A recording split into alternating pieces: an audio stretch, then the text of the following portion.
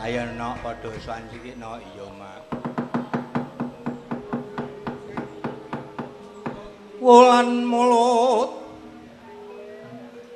lairipun Kanjeng Nabi Sang Guru sejati ramane Sayyid Abdullah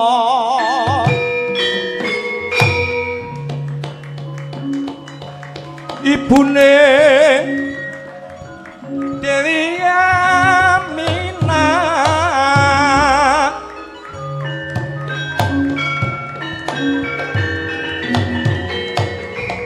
aneng Mekah lahiripun neng Madinah madeg Rasul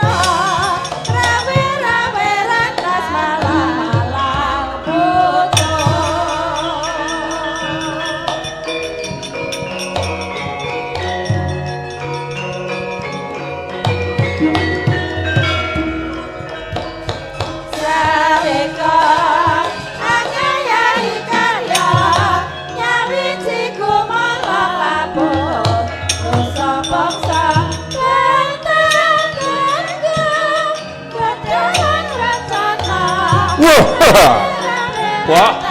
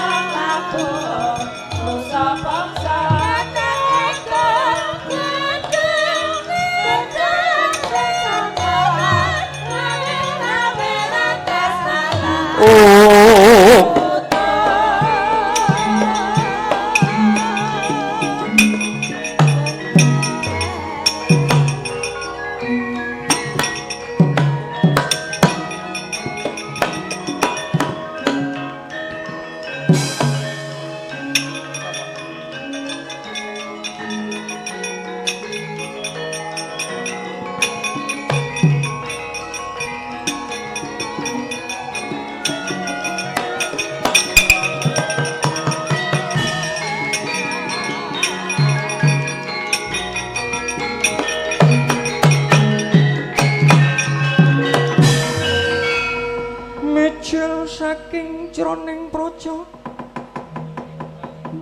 mapan sak puncaking eloka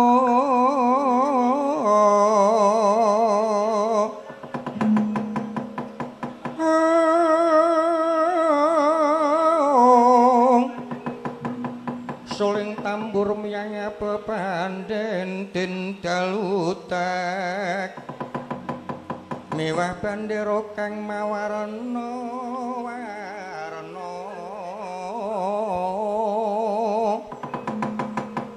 lir Jaladriya Sri Kawuryan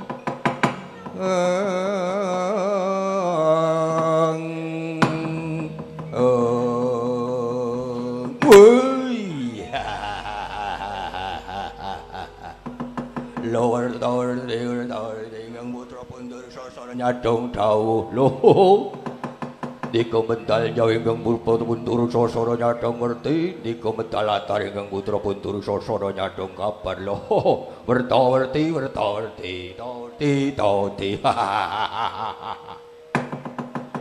pamanari nyadong dawuh pamanari nyadong dawuh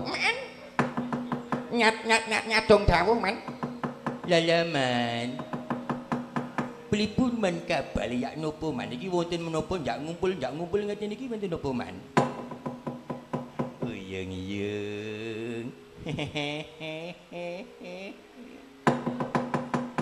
duh yung ger anakku bocah Kurawa glok iya man iki ngene yung ger cekak aose mburu wektu sak wutuhe tak pasrahke karo Bapa Pendhita Tuna. Monggo. Matur nuwun dumateng Pranata Adicara. Ingkang sampun maringi kalodhangan wekdal kagem kula matur minangka sulihaturipun ingkang kagungan hajat. Iki ora hajatan kok ya. Iki budalan njaba. Iki ngene ya, Ngger. Anak-anakku kabeh Kurawa, Dursasana, Durmagati, Citraksa, Kartamarma, Swatama. Iki gandeng dina iki anak Angger Prabu Duryudana nampa wangsiting Jawata. Yen to nganti kasinungan Wahyu Widayat negara Ngastina ki mau bakal unggul jurite mengko tumapaking perang Baratayuda pinangun. Mula kowe aku kabeh derekno merga dina iki ana gawe parigawe ingkang kudu ta rampungi merga ana bocah Ngamartaya kuwi Irawan ingkang mladak mirang kampu bakal nggonjak kawibawanan Angger Prabu Duryudana. Kowe kudu siap siaga ngono. Iki anak Angger Prabu Baladewa nundung marang lakune Irawan mula kowe aja nganti tinggal glanggang colong payayo. Kabeh para wadya bala Kurawa krik lampit kinepung wakul binayangat padha sesijeman. Padha ngombyongi marang tindake anak Angger Prabu Baladewa. Wah, dalah. Lajeng kapan benjang bidal dina iki maragake mangkat Ngger. Oh, sendika le. Padha budal.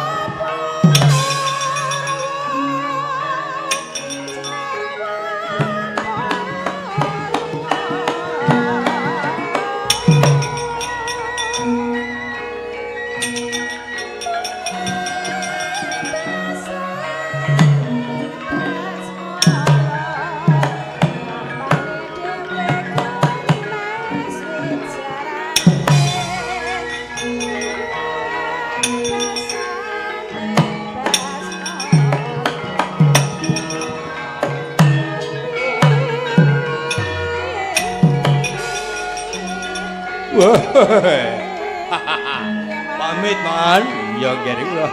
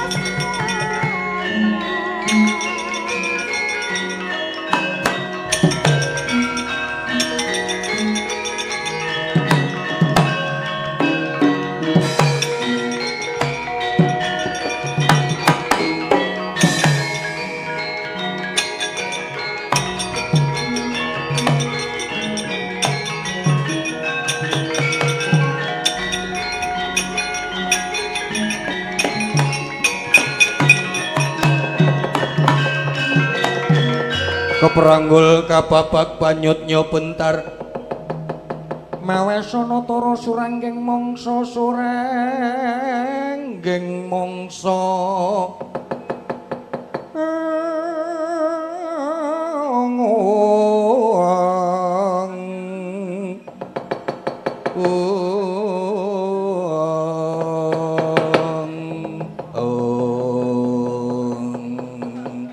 Antasena.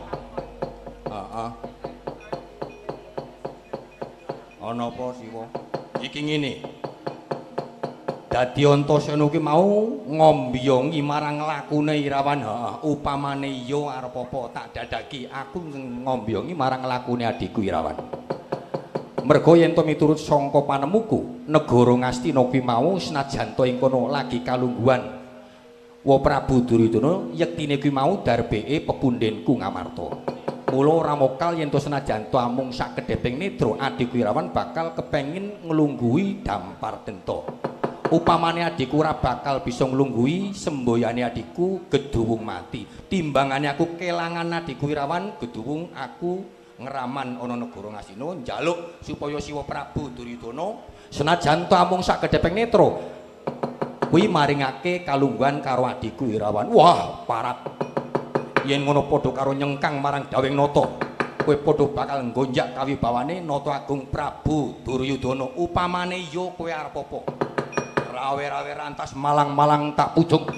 Yen pancen Antasena ora gelem bali saka papane kelakon kendarat mujar kuandamu kene, tak ayoni keparat.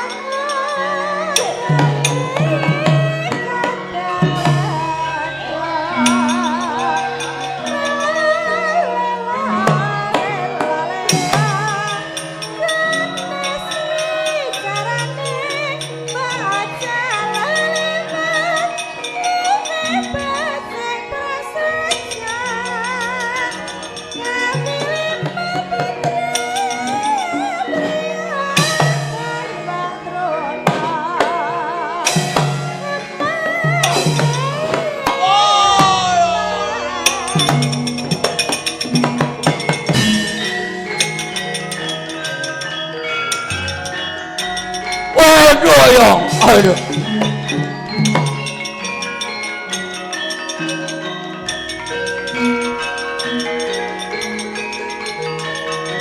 Mundur, mau.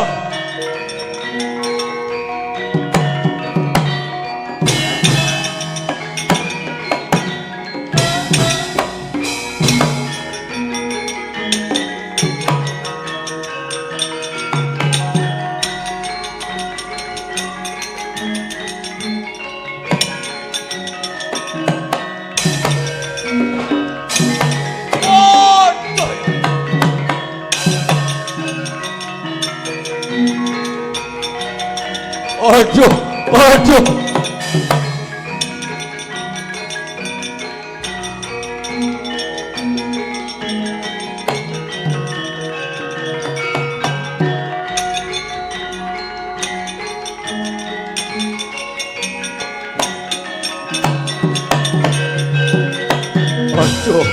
Aduh, melonyoh paman. Aduh, melonyoh. Awak kula melonyoh kabeh. Iyeng.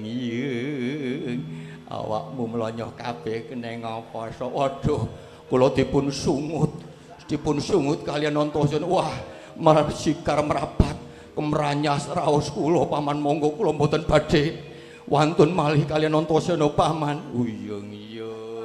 Aduh, paman Arya. Nyuwun pangapunten paman Arya. Aduh, sirah kula pier-pieran. Sirah kula panas.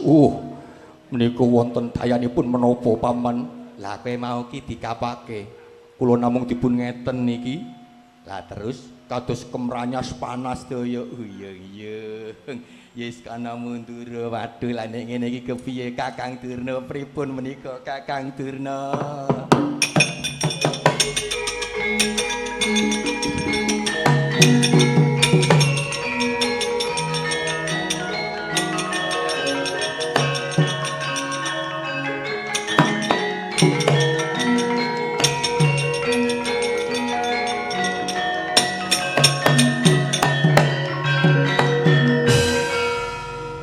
Melulang Reneka Jalmo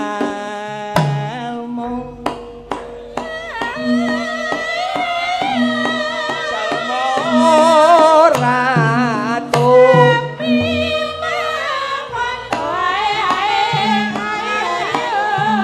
Jalmo Ratu Pujangga kang garbeni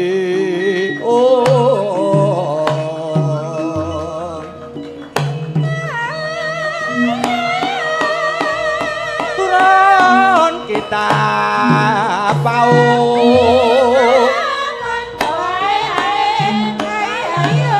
sanes saking negeri manca tuing guna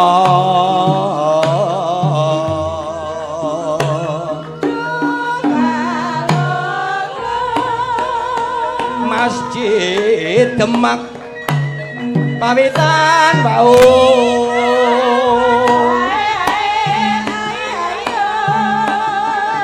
Kalijaga kang anggit wayah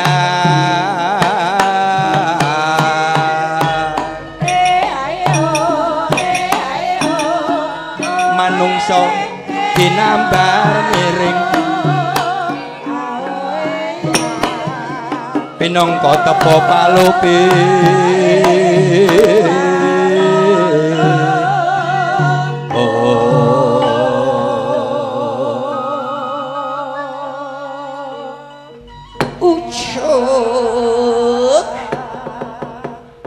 lole-lole prit gantil buntute kisah. Nah, nang kene kiye.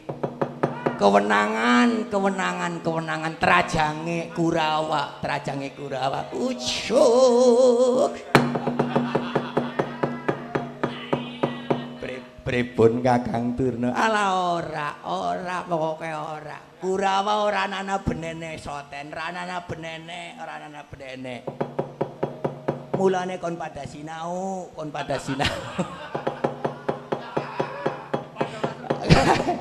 Lah iya, wis diragati pirang-pirang ora tatarap. Diragati pirang-pirang wis ana trajange kon nyambut gawe genah ora. Kon teka ora gelem teka. Masang gedebok dewek. Masang meja ya dewek ujuk. Lah niku. Pripun Dek Pati niki Kakang Durna? Kados para anak-anak Paduka Kurawa setunggal kewala mboten wonten ingkang saged nanggulangi kridanipun anak Angger Antasena. Jebul menika Irawan dipun pandegani dipun ombongi kalian Antasena. Wus. Hah. Antasena. Nggih. Waduh. Kaswat. Menawi mekaten monggo kula aturi matur kalian anak Angger Prabu Baladewa nggih. Anak Prabu Baladewa katrewasan nggih.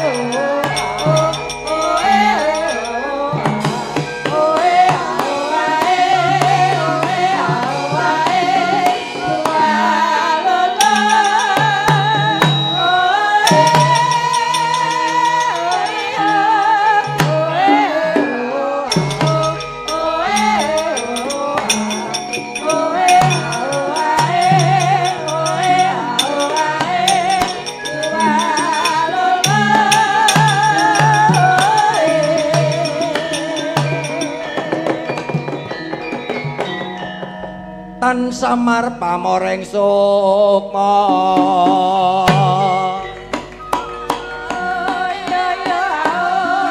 sinuk maya winah ing asepi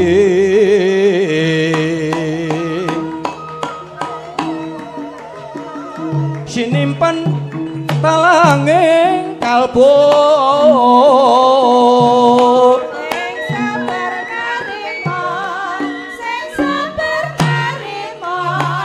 pambukaning warana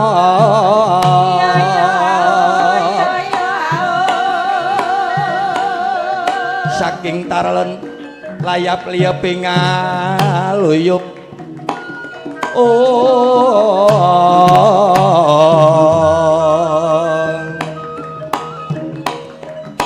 pindha pesating sumpena rasa jati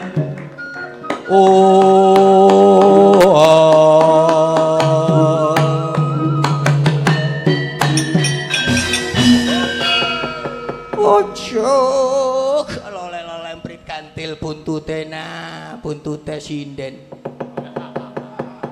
nuwun nggih anak Angger Prabu Baladewa. Wonten menapa kira-kira pandhita? Ketrawasan kados pundi? Jebul nyuwun pangapunten Irawan didombani kalian Antasena. Nah, teng mriki permasalahane. Lambe Banyumas mboten napa-napa. Ngetokno asline. Lajeng kados pundi menawi sampean mboten majeng ketrawasan wah panus maning iblis jajalanat Antasena minggat kelakon kliandang nenggala parat.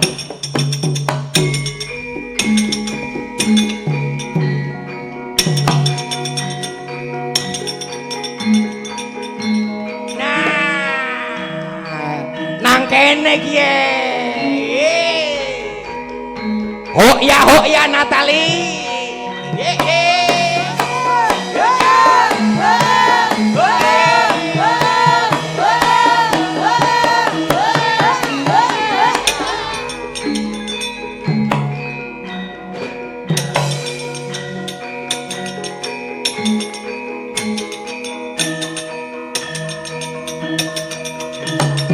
Hei, Antasena, Mandek kok.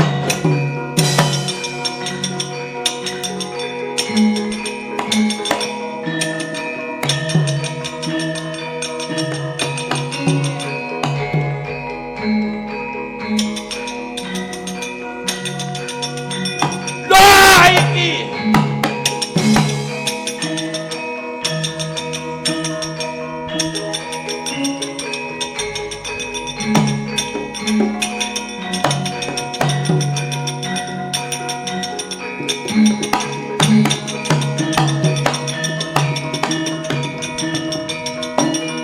Antasena.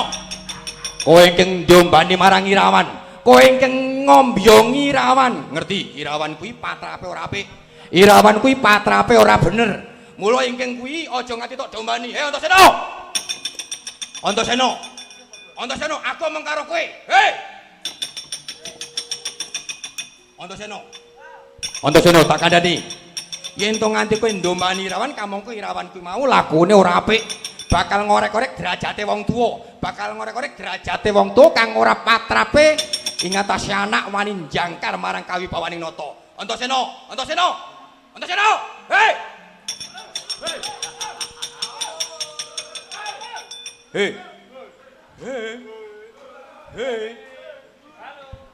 Setan iki malah mlebu.